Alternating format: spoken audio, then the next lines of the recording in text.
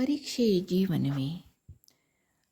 ನಿಜವಾದ ಜ್ಞಾನವನ್ನು ಕಲಿಸುವುದು ಶಿಕ್ಷಣವಲ್ಲ, ಜೀವನ ಜಾಗೃತಿ.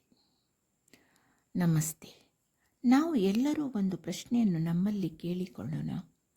ನಮ್ಮ ಬಳಿ ಪದವಿ ಇದೆ, ಅಂಕಗಳಿವೆ, ಉತ್ತಮ ಉದ್ಯೋಗವೂ ಇರಬಹುದು. ಆದರೆ ಮನಸ್ಸಿಗೆ ಶಾಂತಿ ಇದೆಯೇ?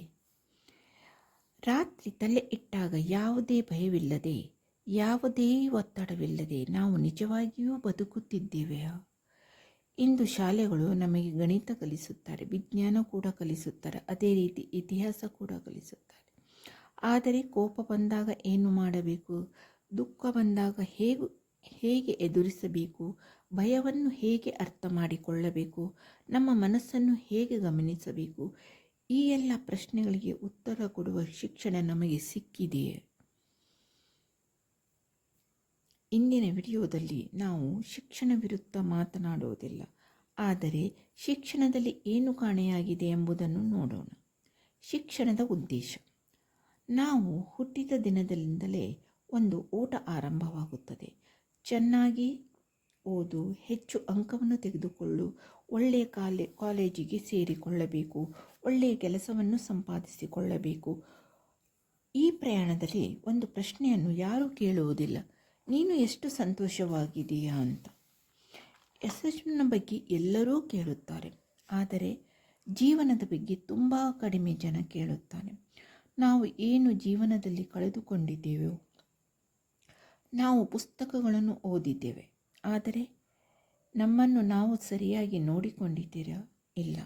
ನಾವು ಜಗತ್ತಿನ ಬಗ್ಗೆ ತಿಳಿದುಕೊಂಡಿದ್ದೇವೆ, ಆದರೆ ನಮ್ಮ ಮನಸ್ಸು ಹೇಗೆ ಕೆಲಸ ಮಾಡುತ್ತದೆ ಎಂದು ತಿಳಿದುಕೊಂಡಿದ್ದೀರಾ? ಇಲ್ಲ. ನಾವು ಭಾಷೆ ಕಲಿತೇವೆ, ಆದರೆ ಮೌನದ ಭಾಷೆಯನ್ನು ಕಲಿತಿದ್ದೇವಾ? ಇಲ್ಲ. ಇದೇ ಇಂದಿನ ದೊಡ್ಡ ಸಮಸ್ಯೆ. ಹೊರಗಿನ ಜ್ಞಾನ ಹೆಚ್ಚಾಗಿದೆ, ಒಳಗಿನ ಅರಿವು ಕಡಿಮೆಯಾಗಿದೆ. ಒಂದು ಸಣ್ಣ ಕತೆ ಹೇಳಲು ಬಯಸುತ್ತೇನೆ. ಒಬ್ಬ ವಿದ್ಯಾರ್ಥಿ ಯಾವಾಗಲೂ ಮೊದಲನೇ ರ್ಯಾಂಕ್ ಪಡೆಯುತ್ತಿದ್ದ. ಎಲ್ಲರೂ ಅವನನ್ನು ಹೊಗಳುತ್ತಿದ್ದರು. ಒಂದು ಸಲ ಹುಡುಗ ಪರೀಕ್ಷೆಯಲ್ಲಿ ಕಡಿಮೆ ಅಂಕ ತೆಗೆದುಕೊಂಡಿದ್ದ. ಆದರೆ ಅವನಿಗೆ ಅನಿಸಿತು, ನಾನು ವಿಫಲನಾಗಿದ್ದೇನೆ ಅಂತ.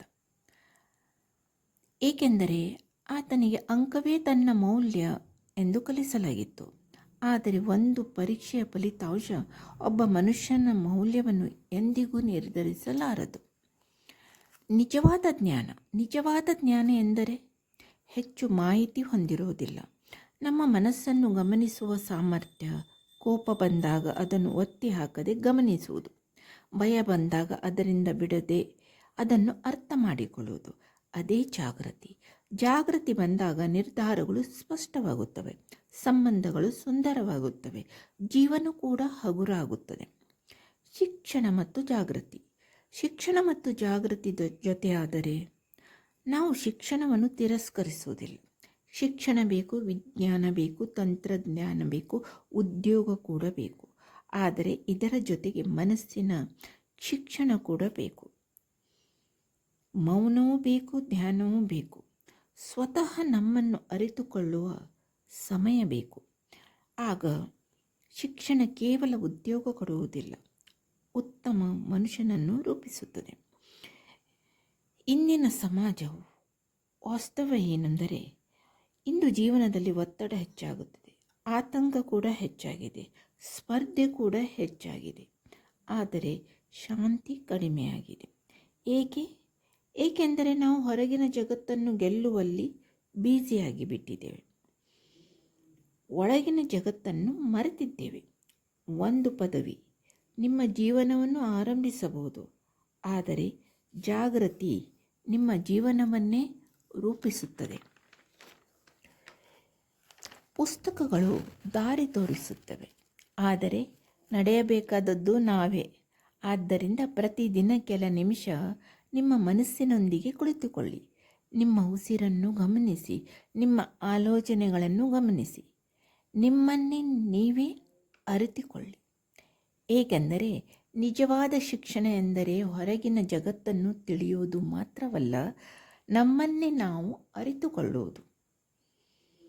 ಪರೀಕ್ಷೆಯಲ್ಲಿ ಗೆದ್ದರೆ ಉದ್ಯೋಗ ಸಿಗಬಹುದು, ಆದರೆ ಜೀವನದಲ್ಲಿ ಜಾಗೃತಿ ಗೆದ್ದರೆ ಜೀವನವೇ ಅರಳುತ್ತದೆ. ಧನ್ಯವಾದಗಳು.